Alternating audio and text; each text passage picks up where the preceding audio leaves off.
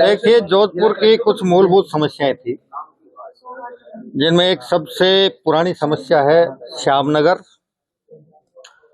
और राजीव गांधी कच्ची बस्ती के बीच का विवाद है, जिसमें माननीय राजस्थान उच्च न्यायालय और माननीय सर्वोच्च न्यायालय में श्यामनगर के बासिंदों के पक्ष में फैसला हो चुका है। श्यामनगर बहुत साल पहले योजना सर्जित हुई, पैसे जमा हुए, आवंटन हो गए और उसके बाद कुछ अतिक्रमियों ने उस योजना पर अतिक्रमण कर लिया। उसके खिलाफ श्यामनगर के मूल आवंटी लगातार संघर्ष करते रहे थे और माननीय राजस्थान उच्च न्यायालय और माननीय सर्वोच्च न्यायालय तक उनका प्रकरण गया और वहां से उनके पक्ष में फैसला हो गया, लेकिन अभी तक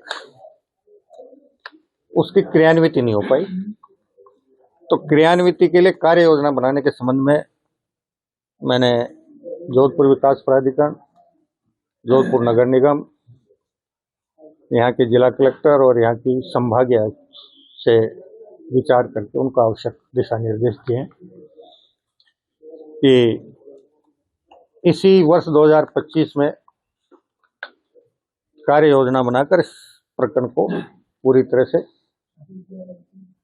निर्णित किया जाए और जो अतिक्रमी और असामाजिक तत्व श्यामनगर में गैर कानूनी गतिविधियां करते हैं और सरकारी जमीन पर अतिक्रमण करके बैठे और मूल आवंटी दुखी हो रहे हैं, उनके खिलाफ माननीय न्यायालय के निर्णय के अनुसार कार्रवाई करके और उसे खाली करवाकर रोड और पार्क की जमीनें भी खाली करवाए और इस मामले का पूर्ण रूप से पटाक्षेप होकर जो उचित हो वो काम इस एक महीने में निश्चित रूप से हो, इस दिशा में विचार विमर्श हुआ है।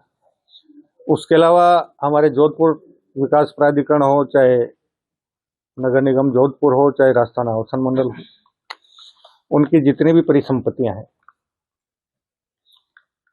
वो राजस्व रिकॉर्ड में उनके नाम अगर दर्ज नहीं है तो पहले दर्ज करवाने की कार्रवाई की जाए और उसके बाद जहां जहां भी कोई अतिक्रमण है उसका सर्वे करवाकर उस अतिक्रमण के खिलाफ नियमानुसार ठोस कार्रवाई करके उसको अतिक्रमण मुक्त करवाया जाए। तीसरी शिकायत एक ये थी कि हमारे नगर निगम हो चाहे हमारा जोधपुर विकास प्राधिकरण हो, उन्होंने जो योजनाएं सर्जित की थी उनमें से कुछ योजनाओं में मूलभूत सुविधाएं अब तक हम नहीं पहुंचा पाए। तो अधिकारियों को यह भी निर्देशित किया कि एक एक योजना का सर्वे करके किस किस योजना में क्या क्या मूलभूत सुविधाएं, सामान्यतः सड़क, पेयजल जैसी समस्याएं, विद्युत नहीं पहुंची हो तो उसकी कार्य योजना बनाकर उन योजनाओं को भी विकसित करने की दिशा में आगे कदम बढ़ाएं। तीसरा यह है कि जितनी भी हमारी विकास की योजनाएं हैं उनको समीक्षा करके और समयबद्ध तरीके से वो पूर्ण हो ताकि समय पर आवंटित बजट का सदुपयोग हो सके। कुछ परिवाद आए थे, उनके बारे में भी संबंधित अधिकारियों से विचार करके उनको आवश्यक दिशा निर्देश दिए। सर, प्रत्येक 6 महीने बाद में ये सुनने को मिलता है कि बीआरटीएस बसें बंद हो रही है। सर, सस्ता परिवहन उपलब्ध करवाना सरकार की भी सर पूरी। बिल्कुल, आपका कहना बिल्कुल सही है, लेकिन बीआरटीएस की जो बसें चल रही हैं, जो भी जिन व्यक्तियों की बसें चल रही हैं, उसमें मूलभूत 2 समस्याएं हैं।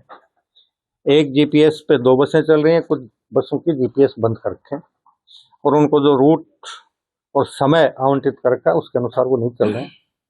इस दिशा में एक बैठक हो गई। आज हमारे नगर निगम के आयुक्त कुछ स्वास्थ्य कारणों से, कुछ पारिवारिक कारणों से छुट्टी पे हैं।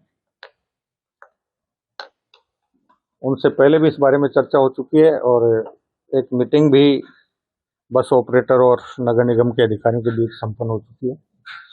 बाकी इसमें जो भी समस्या है हमने कह दिया, अगर कोई भी बस ऑपरेटर इस प्रकार की धोखाधड़ी करता है तो उसके खिलाफ कार्रवाई करके उसका अनुबंध समाप्त करें और नए अनुबंध के आधार पर बसों का संचालन करवाएं। सर, निकाय चुनाव की तैयारी कैसे करते हैं? राजस्थान सरकार और स्वायत्त शासन विभाग के स्तर पर जो काम होना था वो सितंबर 2025 में पूर्ण होकर गजट नोटिफिकेशन हो चुका।